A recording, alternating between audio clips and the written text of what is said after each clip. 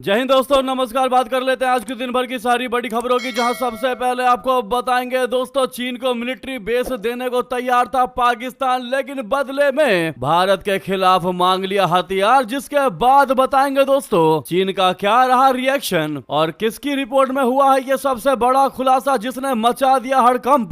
Second strike क्षमता की फिराक में था पाकिस्तान, चीन से मांगा एडवांस्ड परमाणु पनडुब्बियां। बताएंगे चौंका देने वाली अब तक की सबसे बड़ी खबर। वहीं पाकिस्तान के हुक्मरानों ने भारत में कश्मीर को दहलाने के लिए भेजा था अपना आतंकवादी। कश्मीर पहुंचते ही उस आतंकवादी ने खोल दी पाकिस्तानी प्रोपेगेंडा की पोल। लश्कर के चाइनीज गुर्गे पर बीजेपी ने आतंकिस्तान को सुना दिया। दोस्तों बताएंगे कैसे खुद के ही आतंकवादी ने कश्मीर को देखने के बाद शहबाज और मुनीर की पाकिस्तान को लगाई लताड़। बताएंगे क्या है जानकारी। साथ ही गंगा पर भारत को ब्लैकमेल करके बांग्लादेश के पीएम तारिक रहमान जाएंगे चीन की यात्रा पर। खेला तीस्ता और सार्क वाला कार्ड। आपको बताएंगे बांग्लादेश में अभी यूनुस के सत्ता के खात्मे के बाद तारिक रहमान के सत्ता में क्या सच में कम हुआ अत्याचार हिंदुओं पर या फिर और अत्याचार बढ़ गया है। बताएंगे रिपोर्ट में अब तक के चौंकाने वाले खुलासे। वही बर्बाद होने के बाद भी पाकिस्तान का नहीं गया आतंकी प्रेम। एक से एक बेहतरीन जानकारी आपको विस्तार से बताने वाले हैं, बस आप वीडियो के अंत तक बने रहिएगा। और खबरों में आगे बढ़ने से पहले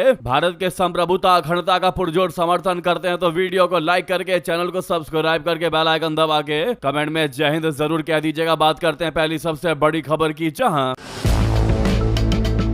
पाकिस्तान और चीन के बीच एक संभावित रणनीतिक सौदे को लेकर बड़ा दावा सामने आया है दोस्तों, जिसने हड़कंप मचा दिया। जी हां, अमेरिका स्थित स्वतंत्र media outlet drop site news की रिपोर्ट के मुताबिक पाकिस्तान ने चीन से ऐसी परमाणु पनडुब्बियों की मांग की थी जिनमें सेकंड स्ट्राइक क्षमता हो, और बदले में पाकिस्तान चीन को ग्वादर पोर्ट को परमानेंट सैन्य अड्डे की तरह इस्तेमाल करने की अनुमति देने को तैयार था। दोस्तों रिपोर्ट में यह भी दावा किया गया है कि यह जानकारी पाकिस्तान के गोपनीय सैन्य दस्तावेजों की समीक्षा के आधार पर सामने आई है। सेकंड स्ट्राइक क्षमता का मतलब ऐसी ताकत से है जिसमें कोई देश दुश्मन के पहले परमाणु हमले के बाद भी जवाबी परमाणु हमला करने में सक्षम रहे। इसके लिए आमतौर पर बैलिस्टिक मिसाइलों से लैस परमाणु पनडुब्बियों का इस्तेमाल किया जाता है, जो समंदर की गहराई में छिपकर दुश्मन के हमले से बच सकती है और बाद में जवाबी हमला कर सकती है। रिपोर्ट के मुताबिक 2024 में पाकिस्तान और चीन के बीच हुई सैन्य बातचीत में यह मांग रखी गई थी। उस समय पाकिस्तान की ओर से बातचीत की अगुवाई तत्कालीन सेना प्रमुख जनरल आसिम मुनीर कर रहे थे। बताया गया है कि पाकिस्तान ने चीन को भरोसा दिया था कि वो ग्वादर पोर्ट को चीनी सेना के लिए अस्थायी सैन्य अड्डे के रूप में विकसित करने देगा। इसके बदले उसने परमाणु क्षमता वाली पनडुब्बियों की मांग की। अगर पाकिस्तान को यह क्षमता मिल जाती तो वो न्यूक्लियर ट्रॉयड हासिल कर लेता, यानी जमीन, हवा और समुद्र तीनों माध्यमों से परमाणु हमला करने में सक्षम हो जाता। हालांकि रिपोर्ट के मुताबिक चीन ने इस मांग को अनुचित माना और बातचीत आगे नहीं बढ़ सकी दोस्तों, यानी चीन ने मुंह पर ही पाकिस्तान को मना कर दिया। पाकिस्तान ने भारत के खिलाफ मांगा था ये हथियार, लेकिन ड्रैगन ने सीधे ठुकरा दिया उसका ये प्रस्ताव। अब सवाल यह है कि चीन ने आखिर क्यों ठुकराई ये डील। रिपोर्ट के मुताबिक चीन ने खास तौर पर तीसरी मांग को बेहद खतरनाक माना। तीसरी मांग उसकी थी कि समंदर से परमाणु जवाबी क्षमता वो चाहता है, यानी सबसे संवेदनशील मांग यही थी कि चीन पाकिस्तान को समुद्र आधारित परमाणु सेकंड स्ट्राइक क्षमता देने में मदद करे। ऐसा पाकिस्तान चाहता था, यानी ऐसा सिस्टम पाकिस्तान मांग रहा था जिससे परमाणु हमले के बाद भी जवाबी हमला किया जा सके। जाहिर तौर पर यह भी भारत के ही खिलाफ था और यही तीसरी मांग सबसे खतरनाक मांग थी दोस्तों। बीजिंग को लगा कि यह दक्षिण एशिया में परमाणु प्रसार यानी न्यूक्लियर प्रोलिफरेशन में उसकी सीधी भागीदारी मानी जाएगी और इससे अंतर्राष्ट्रीय स्तर पर गंभीर परिणाम हो सकते हैं। रिपोर्ट के मुताबिक चीन ने इन मांगों को अनुचित बताया और बातचीत यहीं खत्म हो गई। तो देखा आपने दोस्तों कैसे लगातार ऑपरेशन सिंदूर में धूल चाटने के बाद पाकिस्तान भारत से बदला लेने की फिराक में है और वो नए नए तरीके ढूंढ रहा है जिससे कि वो भारत को जवाब दे सके। लेकिन चीन ने यहाँ पर समझदारी दिखाते हुए मुंह पर ही मना कर दिया कि हम तुम्हारे इस प्रस्ताव को बिल्कुल भी स्वीकार नहीं करेंगे। इस मुद्दे पर आपकी क्या राय है दोस्तों, जरूर कमेंट करके बताएगा। लेकिन कमेंट में ये बात जरूर कह दीजिएगा पाकिस्तान को जवाब देते हुए कि अगली बार अगर जरूरत की तो ऑपरेशन सिंदूर 2.0 में पाकिस्तान ही नहीं बचने वाला। लेकिन साथ में दोस्तों अभी तक इस लाइक के बटन को नहीं दबाया है तो सामने लाइक का बटन है, 1 सेकंड भी नहीं लगना, इस बटन को जरूर प्रेस कर दीजिएगा। नेक्स्ट खबर की बात करते हैं, जहां पर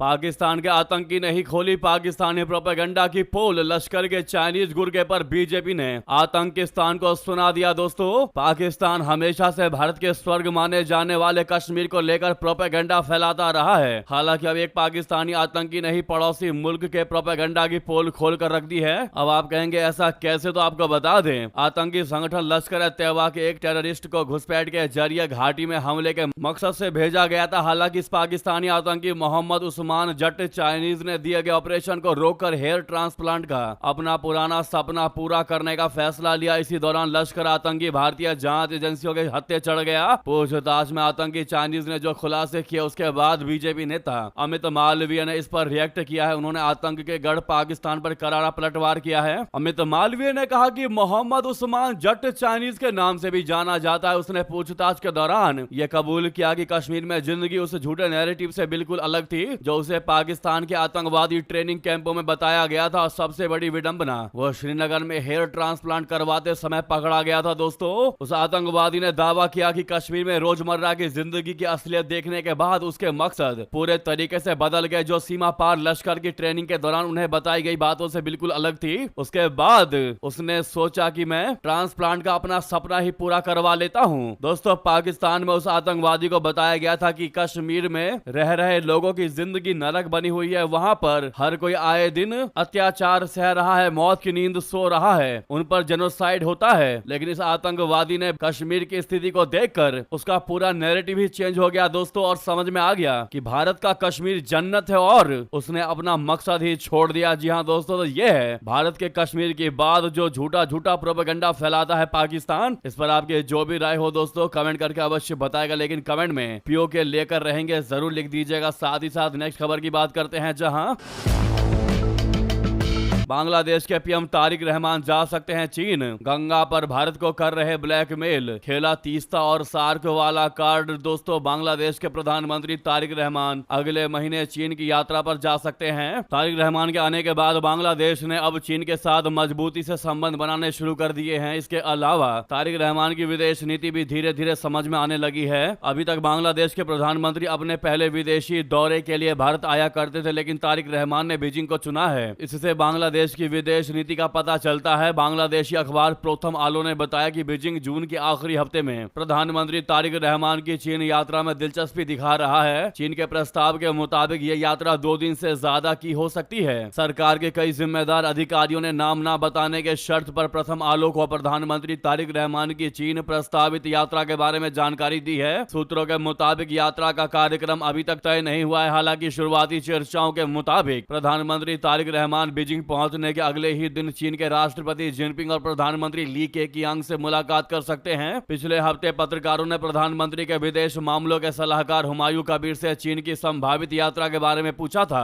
हुमायूं कबीर ने कहा कि प्रधानमंत्री निश्चित रूप से चीन जाएंगे और उन्होंने चीन को एक विकास भागीदार के तौर पर महत्वपूर्ण बताया। उन्होंने कहा कि प्रधानमंत्री एक सुविधाजनक समय पर चीन की यात्रा करेंगे। तारिक रहमान के सरकार बनने के बाद देश के नेताओं की लगातार चीन यात्रा हो रही है। 6 मई को बीजिंग में बांग्लादेश के विदेश मंत्री खलीलुर रहमान और चीन के विदेश मंत्री वांग यी के बीच एक बैठक हुई थी। बीएनपी के महासचिव और स्थानीय सरकार ग्रामीण विकास तथा सहकारिता मंत्री मिर्जा फखरुल इस्लाम आलमगीर के नेतृत्व में एक प्रतिनिधि मंडल ने बीजिंग सहित चीन के कई प्रांतों का दौरा किया था। उस दौरे के बाद विदेश मंत्री खलीलुर रहमान चीन गए थे। दोस्तों, वहीं एक तरफ जहां पर तारिक रहमान के चीन जाने की तैयारियां हो रही हैं, वहीं दूसरी तरफ एक और भारत विरोधी कार्यकर्ता नजर आ रहा है, बांग्लादेश। दोस्तों, पाकिस्तान ने बांग्लादेश को सौंपा JF-70 लड़ाकू विमान का सिम्युलेटर। भारत की बढ़ा दी इसने खतरा। पाकिस्तान ने अपने कथित स्वदेशी लड़ाकू विमान JF-17 थंडर ब्लॉक 3 का full scale fighter simulator Bangladesh को सौंप दिया है। इस सिम्युलेटर से बांग्लादेशी पायलट JF-70 लड़ाकू विमान को उड़ाने की मशीनी ट्रेनिंग लेंगे। पाकिस्तान और बांग्लादेश में JF-70 लड़ाकू विमान को लेकर बातचीत मोहम्मद यूनुस के कार्यकाल में शुरू हुई थी। बांग्लादेश में तारिक रहमान के नेतृत्व वाली BNP सरकार आने के बाद ऐसी उम्मीद जताई जा रही थी कि भारत की चिंताओं को देखते हुए शायद ये सौदा न हो, लेकिन बांग्लादेश की नई सरकार भी यूनुस यूनुस की राह पर बढ़ती हुई नजर आ रही है। ऐसे में पूर्वी मोर्चे पर भारत की चिंता बढ़ सकती है दोस्तों। लेकिन वही बात कर लेते हैं कि मोहम्मद यूनुस के जाने और तारिक रहमान के आने के बाद क्या हिंदुओं को लेकर, उन पर अत्याचार को लेकर कुछ बदला है या नहीं बदला, क्या उन पर अत्याचार कम हुए कि नहीं हुए, तो आपको बता दें अब जो जानकारी सामने आ रही रिपोर्ट में चौंकाने वाले आंकड़े सामने आए दोस्तों। खुलासे हुए हैं कि यूनुस के जाने पर भी कुछ नहीं बदला, बांग्लादेश में हिंदुओं पर और ज्यादा अत्याचार बढ़ गया है। जी हां दोस्तों, बांग्लादेश में शेख हसीना की सरकार के पतन के बाद से ही हिंदुओं पर अत्याचार शुरू हो गया था। मोहम्मद यूनुस के नेतृत्व वाली अंतरिम सरकार अल्पसंख्यकों के खिलाफ हमलों को रोकने में पूरी तरह नाकाम हुई थी, जहां भीड़ तंत्र खुलेआम हिंदू और अन्य अल्पसंख्यकों को निशाना बना रहा था। इसके बाद इस साल फरवरी में तारिक रहमान की बीएनपी ने सरकार बनाई तो हिंदुओं को सुरक्षा मुहैया कराने का पूरा वादा किया। तारिक रहमान ने खुद ये वादा किया कि देश में सभी धर्मों के लोग सुरक्षित रहेंगे। हालांकि अब एक रिपोर्ट में अलग ही सच्चाई सामने आई है। रिपोर्ट के मुताबिक बांग्लादेश में अब भी हिंदुओं पर खूब अत्याचार हो रहा है दोस्तों। बांग्लादेशी अल्पसंख्यक अधिकार संगठन सनातनी फाउंडेशन की रिपोर्ट में दावा किया गया है कि पड़ोसी देश में नई सरकार के आने के बाद भी हिंदुओं के खिलाफ हिंसा और उत्पीड़न जारी है। रिपोर्ट में हर महीने के आंकड़े सिलसिलेवार ढंग से बताए गए हैं। आंकड़ों के विश्लेषण से पता चलता है कि तारिक रहमान के शपथ लेने से लेकर 30 अप्रैल तक अल्पसंख्यकों के खिलाफ कुल 111 घटनाएं दर्ज किए जा चुके हैं। रिपोर्ट से यह बात खुलकर सामने आई है कि तारिक रहमान भी ऐसे हमलों को रुकवाने में नाकामयाब रहे हैं। हिंदुओं के खिलाफ दर्ज किए गए 111 मामलों में सबसे ज्यादा हिस्सा हत्या का रहा है दोस्तों। इस दौरान 24 अल्पसंख्यकों की हत्या कर दी गई। इसके बाद लूट और चोरी के 19% मामले रहे हैं। वही 16 मामलों में जमीन कब्जाने की घटनाएं भी सामने आई। फायरिंग और 3 धार्मिक स्थलों को नुकसान पहुंचाने के मामले भी दर्ज किए गए। 2 रेप केसेस भी सामने आए हैं। बीते दिनों यहाँ एक दिव्यांग महिला को कीर्तन कार्यक्रम पर से अगवा करके उसका गैंग रेप किया गया। यानी कि दोस्तों तारिक रहमान के सरकार में आने के बाद भी हिंदुओं पर अत्याचार में कमी नहीं आई, बल्कि अत्याचार और बढ़ते दिखाई दे रहे हैं। भारत लगातार इस पर अपनी चिंता जता रहा है, उसके बावजूद भी मानने को तैयार नहीं है। तारिक रहमान भारत बांग्लादेश में हिंदुओं पर हमलों को लेकर काफी सख्त है। पूर्व में भारत ने इसको लेकर चिंता भी जाहिर की थी। भारतीय विदेश मंत्रालय ने कहा है कि देश की सरकार को हिंदुओं को सुरक्षित रखने और ऐसे हमलों पर तुरंत संज्ञान लेने की आवश्यकता है। तब यूनुस सरकार ने इसे छिटपुट घटनाएं बताकर खारिज कर दिया था। हालांकि भारत ने दोहराया था कि टारगेटेड किलिंग्स को छिटपुट घटनाओं का नाम नहीं दिया जा सकता। पर आपकी क्या निजी राय है दोस्तों, अवश्य कमेंट करके बताइएगा। वहीं आपको बता दें नेक्स्ट खबर,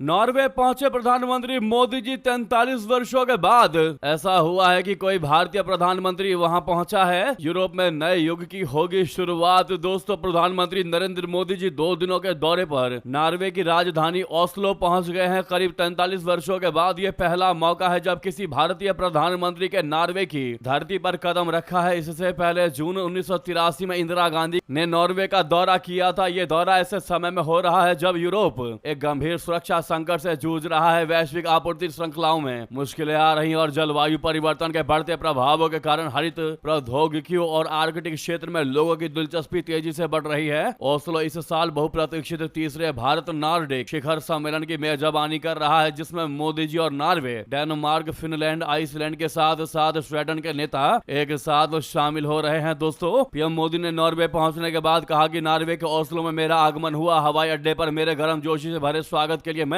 प्रधानमंत्री जोनास गेहर स्टोर का आभारी हूं। 4 दशकों से भी अधिक समय में नॉर्वे की यह पहली प्रधानमंत्री स्तरीय यात्रा है। मुझे विश्वास है कि यह भारत नॉर्वे की मित्रता को और अधिक मजबूती प्रदान करेगी। ऐसे में all the best PM Modi, आप लोग कमेंट में जरूर कहिएगा दोस्तों। तो वहीं आपको बता दें, बर्बाद होने के बाद भी पाकिस्तान का नहीं गया आतंकी प्रेम। आतंकी तलहा सईद के साथ दिखाई दिए पाकिस्तान के मिनिस्टर दोस्तों। अपने प्रेम के कारण बर्बाद हो चुका पाकिस्तान अपनी आदत से बाज नहीं आ रहा। जिस आतंकवाद को उसने भारत के खिलाफ खड़ा किया था, अब वो उसे ही डस रहा है। इसके बाद भी है कि पाकिस्तान मानता नहीं है।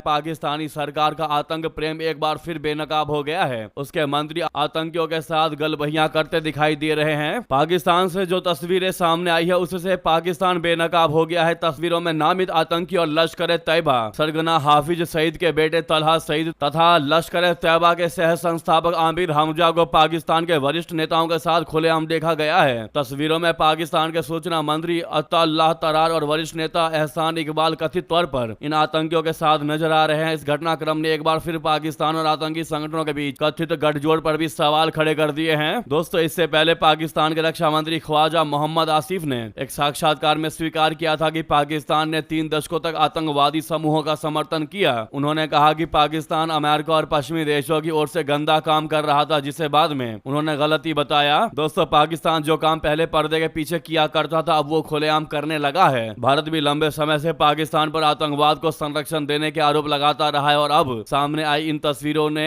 उन आरोपों को और मजबूत करता जरिया बना दिया है। दोस्तों, आपकी इस पर क्या राय है? क्या आपको भी यही लगता है कि पाकिस्तान अपनी आदतों से बाज नहीं आने वाला, चाहे कितनी भी चोटें खा ले? जो भी लगता हो कमेंट करके जरूर बताएगा। लगे हाथ तो वीडियो को लाइक करके इस चैनल को सब्सक्राइब करके बेल आइकन दबा के कमेंट में जय हिंद अवश्य कह दीजिएगा। दोस्तों, मिलते हैं आपसे अगली बड़ी खबर में, लेकिन रिक्वेस्ट है जहां पर भी आपका ग्रुप हो, चाहे व्हाट्सएप, फेसबुक, एक्स पर, इस वीडियो को शेयर कर दीजिएगा। मिलते हैं अगली बड़ी खबर में। यहां तक बनने के लिए आप सबका बहुत बहुत धन्यवाद, बहुत बहुत आभार। जय हिंद, जय भारत।